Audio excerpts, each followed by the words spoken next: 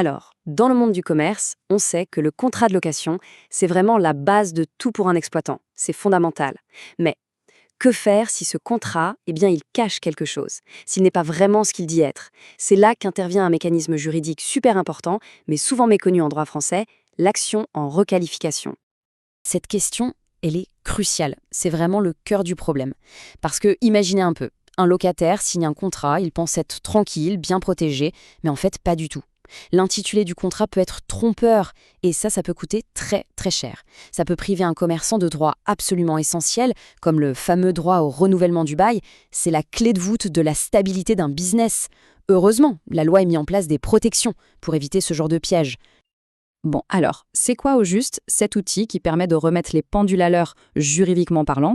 Eh bien, c'est l'action en requalification. On va voir ensemble ce que c'est et surtout pourquoi c'est si important. Pour faire simple, peu importe le nom que le propriétaire a mis sur le contrat, il peut l'appeler convention d'occupation précaire, contrat de service, ce qu'il veut. Si dans la réalité, dans les faits, toutes les conditions d'un vrai bail commercial sont là, alors un juge peut intervenir. Il peut en quelque sorte changer l'étiquette du contrat et le requalifier. Et là, hop, le locataire récupère toute la protection légale qui va avec. C'est un principe de base en droit. La réalité des faits est plus forte que le nom qu'on donne aux choses. Mais attention, attention, ce droit n'est pas illimité dans le temps, loin de là. Pour s'en servir, il faut être réactif, il faut agir vite. La loi a posé une règle générale très claire, avec un délai à connaître absolument. Si on le rate, c'est fini, on perd cette protection. Et ce délai, c'est 2 ans. 2 ans, pas un jour de plus. En jargon juridique, on appelle ça la prescription biennale. Une fois que ces 2 années sont passées, en principe, c'est trop tard. Le droit de demander la requalification disparaît. Et là, le locataire risque de se retrouver coincé, avec un contrat qui ne le protège pas comme il le devrait. Et là, attention, c'est un détail technique mais qui est super important. Le compte à rebours de 2 ans, il démarre quand? Il démarre à la signature du tout premier contrat, le contrat initial. Un exemple tout simple, on signe un contrat en 2020, puis un avenant, une modification en 2023. Eh bien, le délai de 2 ans, il a commencé à courir en 2020, pas en 2023. C'est une erreur de calcul classique qui peut avoir des conséquences désastreuses. Heureusement, comme souvent en droit, il y a des exceptions. Cette règle des 2 ans, elle n'est pas absolue. La loi a prévu des cas spécifiques où le locataire a besoin d'une protection plus forte. Des situations où, en quelque sorte, le chrono s'arrête de tourner contre lui. Il y en a 2 principales, on va les voir.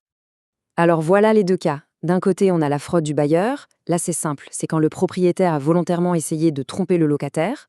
De l'autre côté, c'est un cas un peu plus technique, le bail dérogatoire. C'est un bail de courte durée, de 3 ans maximum.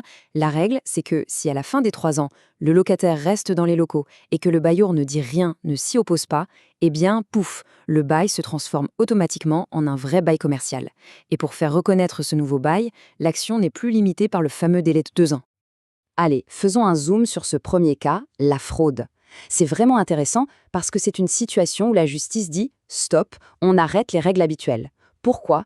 Pour sanctionner la mauvaise foi et pour protéger la victime, c'est-à-dire le locataire. Concrètement, la fraude, c'est quoi? C'est quand un propriétaire essaie, de manière intentionnelle, de passer à travers les mailles du filet, de contourner le statut protecteur des baux commerciaux. Le but du jeu pour lui, c'est de priver le locataire de ses droits les plus importants, le droit de rester longtemps dans les lieux et surtout, le droit au renouvellement. C'est ni plus ni moins qu'une tentative de saboter la stabilité de l'entreprise. Et la jurisprudence, c'est-à-dire les décisions des tribunaux, nous donne des exemples très concrets. Un grand classique, c'est celui-là. Le propriétaire fait signer un contrat de prestation de service alors qu'en réalité, c'est juste un bail déguisé. C'est une ruse, un camouflage juridique pour ne pas avoir à appliquer les règles protectrices du bail commercial. Les conséquences d'une telle tactique sont terribles pour le locataire. Le bailleur peut se permettre de changer les règles du jeu tout seul, de réduire l'espace loué. Bref, il crée une instabilité totale. Mais face à ça, la justice réagit très fermement. Quand la fraude est prouvée, le juge appuie sur le bouton pause du chronomètre. Le délai de 2 ans est suspendu. Et ça redonne au locataire tout le temps dont il a besoin pour agir et pour faire requalifier son contrat. Bon, tout ça nous amène à une question essentielle. Pourquoi est-ce que la loi a prévu tout ce mécanisme? Quel est le but final de toute cette construction juridique? La réponse, en fait, elle est très claire. Il y a 2 objectifs principaux.